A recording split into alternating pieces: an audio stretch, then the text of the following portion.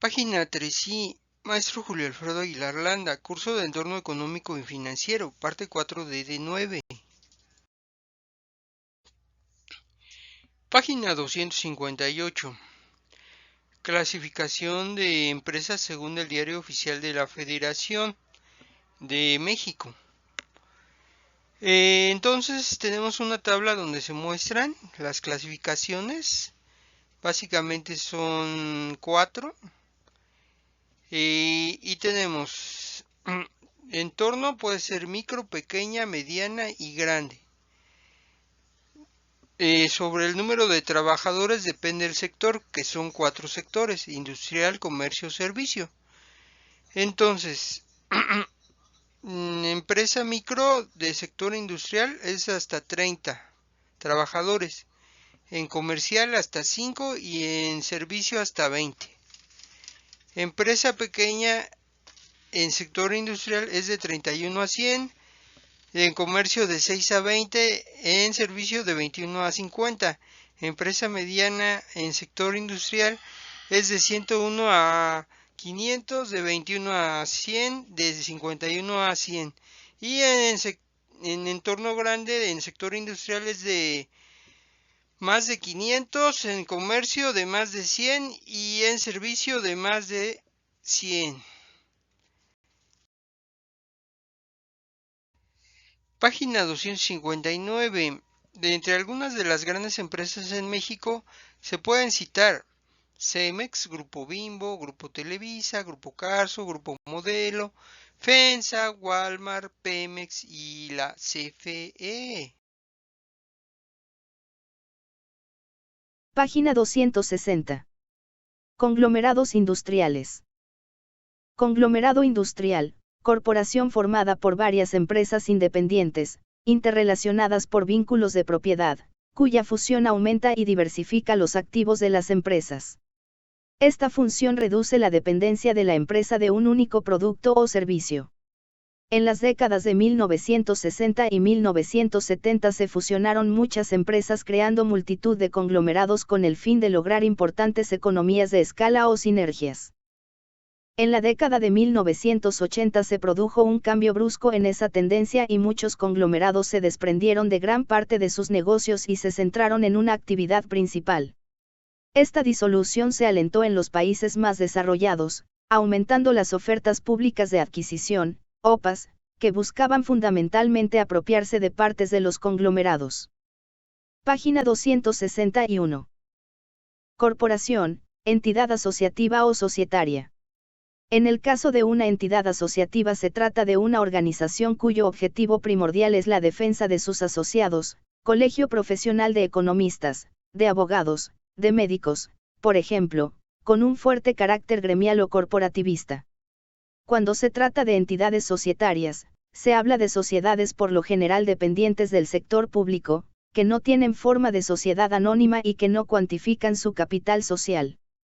En el mundo anglosajón, el término coincide con el concepto de sociedad anónima de gran volumen, tanto de capital como de negocios, que suele enmarcarse en una estructura empresarial de conglomerado. Las corporaciones tienen personalidad jurídica independiente. Página 262. Historia. Como forma de organización jurídica, las corporaciones proceden de la época del Imperio Romano. En la Edad Media, las corporaciones eran el medio de organización de las universidades, monasterios y gremios. Las expediciones de los siglos XVI y XVII requerían servirse de ellas, no solo para asegurar los beneficios del comercio, sino para extender el poder de los gobiernos que las respaldaban. Durante el siglo XVIII, estas formas de organización tuvieron un enorme auge que derivó en un exceso de tamaño de las empresas y en un alto grado de especulación, proceso que culminó en la quiebra de muchas. Durante el siglo XIX la revolución industrial obligó a una reestructuración de las empresas que requerían un mayor volumen de capital social, por lo que, en todos los países industrializados, las leyes empezaron a permitir y favorecer el crecimiento de las corporaciones y de las sociedades anónimas. Página 263. Así pues, se puede decir que el proceso de industrialización fue el motor del crecimiento y aparición de las modernas corporaciones, en especial de los gigantes económicos que hoy controlan la economía mundial. Características de las corporaciones. La mayoría de las corporaciones, consideradas como grandes sociedades anónimas, son privadas, dividiéndose su capital en participaciones o acciones que compran individuos particulares. Estas acciones y participaciones se compran y venden en los mercados bursátiles. Las corporaciones públicas pertenecen a los gobiernos. Debido a la creciente importancia de las corporaciones, la sociedad debe enfrentarse a 3 problemas. En primer lugar, el crecimiento del tamaño ha implicado una creciente separación entre los propietarios y los gestores. En las grandes empresas, los accionistas, propietarios últimos de la empresa, han dejado de ejercer control efectivo sobre su propiedad, que ha pasado a manos de los directivos y gestores, que tienden a actuar en su propio beneficio sin responder de sus actuaciones ante los accionistas. Página 264. En segundo lugar, el tamaño de muchas corporaciones les confiere poder de mercado, ejercen un control sobre los precios de los bienes que comercializan. Por último, la sociedad no ha conseguido obligar a las corporaciones a actuar en beneficio de la comunidad, y a menudo éstas actúan a favor de sus gestores. Las leyes sobre la competencia evitan la aparición de monopolios, pero no logran garantizar unos mercados más competitivos. Estos problemas, muy frecuentes en las economías de los países industrializados, se han agravado con el crecimiento en número y poder de las corporaciones multinacionales. Estas empresas, la mayoría estadounidenses y japonesas, se caracterizan por producir y vender a escala mundial, con fábricas en numerosos países distintos al de origen de la corporación. Su capacidad para crear riqueza en todo el mundo hace probable que este tipo de empresas sigan dirigiendo la economía mundial durante muchos años. Página 265. Consorcio, acuerdo entre varias empresas o compañías para realizar en conjunto una determinada actividad.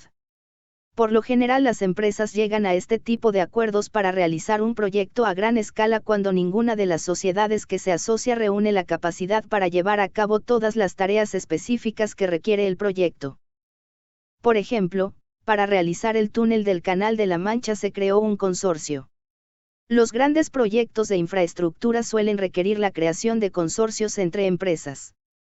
A veces, cuando se realiza una oferta pública de adquisición, OPA, se asocian una serie de empresas formando un consorcio para tener mayores posibilidades de éxito. Página 266. Como algunos ejemplos de conglomerados industriales en México se pueden citar: Grupo Carso, Grupo Bimbo, Grupo Salinas, Grupo Televisa, Grupo Posadas. Fuentes de información. Biblioteca de consulta Microsoft marca registrada en Carta marca registrada 2003. Copyright 1993 a 2002 Microsoft Corporation. Reservados todos los derechos. Samuelsen, Pola y otros Macroeconomía con aplicaciones a México Editorial MC Groil. México. El autor trata diversos aspectos de la historia de México desde el Porfiriato hasta la presente administración federal.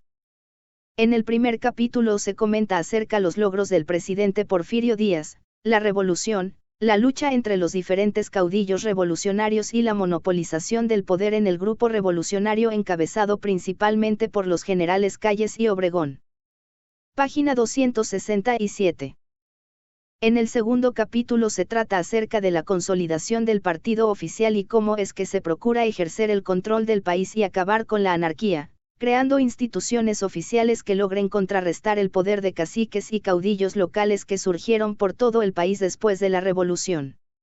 Se habla acerca de la influencia del general Plutarco Elías Calles a lo largo de varios sexenios, la represión de los medios y la oposición política.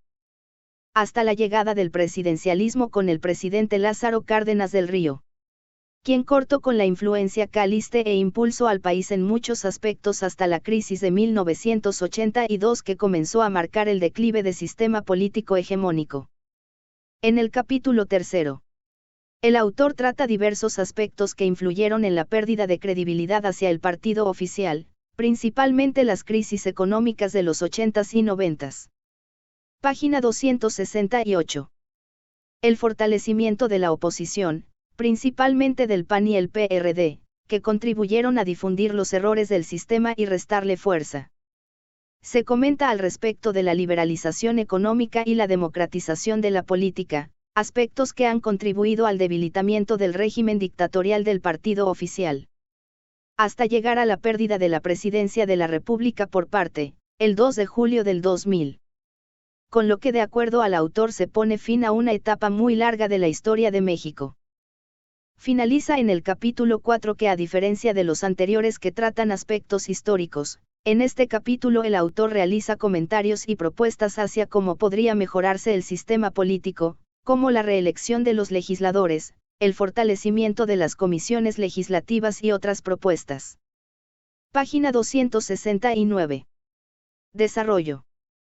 Capítulo 1. Orden versus anarquía, la reconstrucción del Estado mexicano y la formación del régimen posrevolucionario. De 1876 hasta 1911, el general Porfirio Díaz se mantuvo el poder, dándole estabilidad al país, que había vivido en un estado de semianarquía desde la independencia. Durante el porfiriato se consolida el Estado mexicano como tal. La riqueza nacional se duplicó en el periodo de 1896 a 1905, las exportaciones crecieron 6 veces y hubo un superávit en las finanzas públicas. Sin embargo, esto se obtuvo a un costo social muy alto a base de explotación y una gran desigualdad social entre ricos y pobres y una clase media cada vez más inconforme. Lo anterior desembocó en una creciente presión política en pro de la sucesión presidencial. Francisco I. Madero promueve un movimiento político para alcanzar la presidencia, sin embargo Porfirio Díaz se reelige encarcelando a su opositor, lo que genera un descontento social que se suma al ya existente en muchos sectores del país. Página 270. Entonces Madero aprovecha para levantarse en armas, el 20 de noviembre de 1910, con lo que inicia la Revolución Mexicana, movimiento que fundamento del sistema político mexicano en casi la totalidad del siglo XX. Después varios años de conflicto y anarquía en el país, Venustiano Carranza promovió la Constitución de 1917, que es la base de nuestro sistema político actual a pesar de varias reformas a lo largo del tiempo. Los caudillos Zapata en el sur y Villa en el norte que antes habían apoyado a Madero fueron perseguidos por Huerta y decidieron apoyar a Carranza. Volvió a prevalecer la anarquía, entre los grupos de poder que perseguían el gobierno de la República. Hasta la llegada del grupo revolucionario hegemónico encabezado por Obregón, Calles y Carranza se comenzaron a sentar las bases de un partido oficial. Página 271. Se dio la centralización militar, haciendo una limpia de las Fuerzas Armadas, anulando a los sectores en contra del régimen y fortaleciendo a sus partidarios. Se dio la centralización económica, creando el Banco de México para controlar la emisión de la moneda y las finanzas públicas en general. En el periodo de 1920 a 1934 el Estado asume un rol muy activo en la reactivación de la economía. Con Cárdenas llegó el presidencialismo, acabando por fin la época del maximato en la que el general Calles dirigía el gobierno como jefe máximo. Para 1929 se funda el PRN, partido oficial auspiciado por el Grupo Revolucionario, presidido por el general Plutarco Elías Calles. Para 1934, cuando Cárdenas llega a la presidencia, comienza el presidencialismo. El régimen político comenzó a dejar atrás el modelo de tener un jefe máximo para pasar a la institucionalización. Página 272. Para 1946 el PRM cambia al PRI, abandonando los lemas más radicales del cardenismo, lucha de cárcel, cardenismo, etc. Capítulo 2. El sistema político mexicano, la etapa clásica. De acuerdo al autor, después de 1940 el sistema político mexicano cobró una legitimidad y una eficacia sin precedente en la historia del país, ya sobre las instituciones que había creado. El régimen fue cambiando su actuación a través de las diversas administraciones sexenales. El movimiento estudiantil de 1968 significó una crisis en el sistema, asimismo las constantes crisis de la década de los 70s. A respecto de los elementos del sistema político mexicano en su etapa clásica, se mencionan: el poder de la presidencia, La fuerte influencia en la opinión pública, a través del control de los medios. La concentración de recursos económicos en la Federación. Página 273. Las amplias facultades constitucionales y extraconstitucionales. La relación con el partido oficial. La relación con los poderes legislativo y judicial. Al respecto del partido oficial se menciona que desde 1940 ha sido más que un simple partido político. El autor menciona que el PRI no ha sido realmente un partido político en competencia sino el partido oficial de donde surgían los presidentes de México en la época priista. Al respecto de las elecciones se menciona que no eran competitivas o en el mejor de los casos eran semicompetitivas. Y sobre la oposición política se menciona que las fuerzas gobernantes permitieron su crecimiento para legitimarse ante la sociedad. Además de que algunos partidos han sido inventados para legitimar en una lucha aparente las instituciones del régimen dominante. Sobre el federalismo se menciona al respecto de la relación del poder central con los estados y municipios que, el régimen posrevolucionario ha sido marcado como un régimen centralista. Página 274. Los estados y municipios han sido subordinados al gobierno central y dicho control se ha establecido a través de 4 líneas básicamente. Razones de carácter político. Razones de carácter jurídico. Razones administrativas. Razones de carácter económico. También se mencionan las características del sistema político mexicano, las cuales son el autoritarismo, el corporativismo, el carácter institucional, un sistema incluyente, el papel de la Constitución y las leyes, el discurso político. Página 275. Capítulo 3. El proceso de liberalización política y económica, la democracia esquiva. Sobre este capítulo el autor comenta al respecto de cómo es que el sistema político mexicano se fue declinando, principalmente por las crisis económicas de 1982 y de 1994, las cuales generaron un descontento generalizado en la sociedad mexicana. Al respecto de la liberalización política anterior a 1982, el autor menciona que en la hegemonía del viejo régimen se fue erosionando. En 1959 se produjo un gran movimiento de protesta principalmente encabezado por los ferrocarrileros, dicho movimiento reprimido y disuelto por el régimen. La de 1968, se plantea como una crisis política y moral. La crisis de 1982 forzó al establecimiento de un nuevo modelo de desarrollo. Esta crisis fue propiciada por factores internos y externos. Página 276. Miguel de la Madrid emprendió un ambicioso proyecto de reformas económicas apoyando el modelo neoliberal al que posteriormente se le daría seguimiento de manera interrumpida en los siguientes sexenios, incluyendo el del presidente Vicente Fox Quesada. Con ello se impulsó la liberación económica en detrimento de las instituciones que antaño el viejo régimen había fortalecido. Al respecto del proceso de liberalización política, Miguel de la Madrid inició su gobierno con la promesa de llevar a cabo un amplio proceso democratizador. Para 1983 el PAN consigue el triunfo en 11 municipios de Chihuahua, entre los que se contaban la capital del estado y Ciudad Juárez. Sin embargo, el viejo régimen aún quería consolidar su poder en todo el país conservando a los gobernadores del partido oficial en todos los estados, por lo cual se llevó a cabo una gran estafa en Chihuahua en 1986 para las elecciones de gobernador, hecho que fue aprovechado por la oposición para desprestigiar al PRI. Página 277. El autor comenta al respecto de que la liberación política fue usada como base de legitimación del régimen.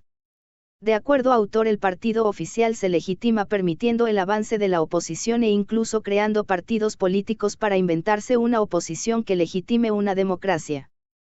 Sobre la democratización esquiva se menciona al respecto de los escándalos en el sexenio de Salinas, el hermano incómodo. Poco a poco se va creando un desprestigio hacia el gobierno mexicano, impulsado básicamente por la oposición ya fortalecida de la izquierda y de la derecha, así como por el descontento generalizado de las crisis económicas.